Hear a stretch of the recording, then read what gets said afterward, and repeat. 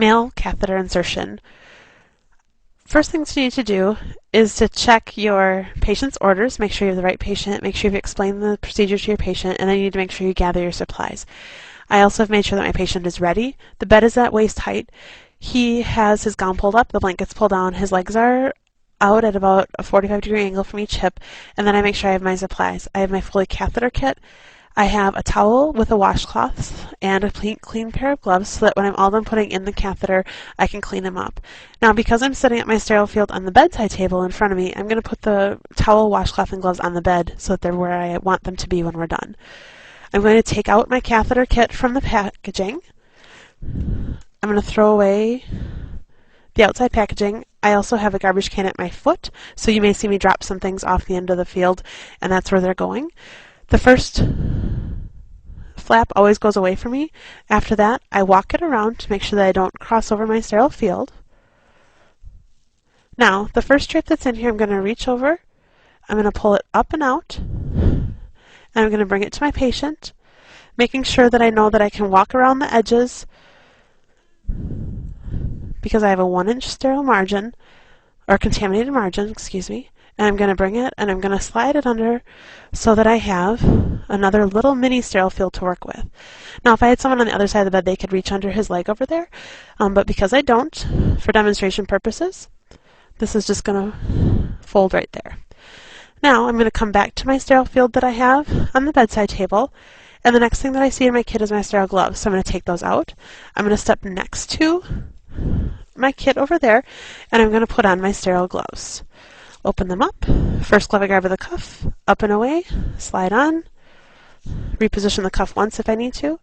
Second glove, cuff, hitchhike my thumb, up and away, pull it on, no repositioning. If you have any questions about sterile gloving, please see the sterile gloving video that's on the YouTube website as well. Now, I'm going to finish getting my sterile field ready in here. What I'm going to do is I'm going to separate these two. Remember, there's a 1-inch border, so as long as I stay within that, I'm fine. Fenestrated drape, I don't need. I'm going to open up my iodine by tearing it down like this. You'll notice in the female cath video I did not do that. That was to save supplies. This one I'm actually going to do it so that you can see it. It's liquid, so be careful. Soak all the cotton balls.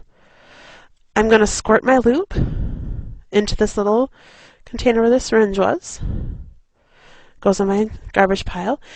And then I'm ready to get my catheter ready. So I'm going to move over to my catheter in the box, and I'm going to take off the blue sterile covering.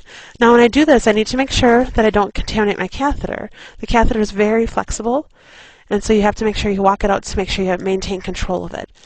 This blue piece is now garbage, so that goes in my garbage pile. Once I have that ready, I can put this back in. I don't want it flopping around. I want it to be safe. The last thing I need to do is I need to take my sterile water syringe, and I need to make sure that I connect it to my pigtail here, which is the balloon insertion port right there. I do not have to test my balloon because this is a barred catheter, so I don't test my balloon. Now I'm going to put these back together so that I can move the sterile field to the bed. When you move your sterile field, you come in from the sides with your fingers, making sure you maintain that 1-inch border, and I'm going to slowly bring it over and place it down between his legs on the bed. Now, it looks exactly like the female cath insertion that you saw before. You separate the two containers, and when I do my last survey to make sure everything's correct, lube, betadine, and catheter ready. Now I'm going to contaminate my hand by putting my hand on his symphysis pubis. I'm going to wrap my fingers around his penis, starting with my finger, my pinky finger, working up to my thumb and index finger, making sure that I have good control of it.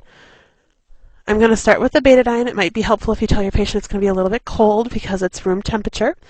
And so I grab it with my sterile forceps, and I start at the middle and do concentric rings around to cover the whole tip of the glans penis. Now I'm going to bring the cotton ball around my sterile field so I don't contaminate it, and it goes in my garbage pile, which is still on my bedside table, and I grab the next betadine cotton swab, go all the way around, make sure I don't cross over my sterile field, and you do at least 3 cotton balls. And I have my third one, back and forth and around, and there we go. Next I'm going to grab my catheter out of the box. I'm going to dip it in my lube, about 2 inches up.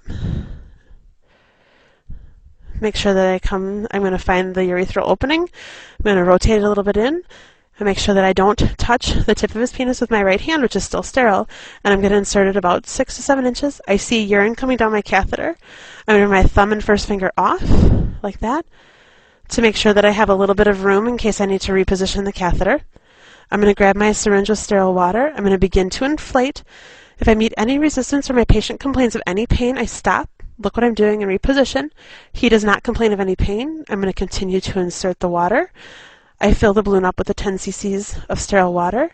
Once that's done, I can bring my fingers off. I can come and disconnect here and put that down. Now I'm going to transition from sterile gloves to clean gloves. So I'm going to grab my clean gloves that I have right next to me here. After I get these on, I'm going to clean up my garbage. I'm going to secure the catheter to him. And then I'm going to clean him off. So first I clean up my garbage. Take the catheter out of here.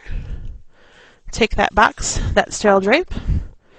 I connect my catheter to a non-movable part of the bed. This is another option for a cath secure. It's the bed clip. So in case I don't have any tape, I can bring that right around and secure it to his bed like this. And then last but not least, with my clean gloves, I'm going to wash him off and make sure that I get rid of all the iodine. So I take my washcloth, which is wrapped up in my towel, and I go around the tip of his penis, making sure that I reposition. I start at the base, and I come off, and I do that again. And then I make sure that I dry him off. My clean gloves come off.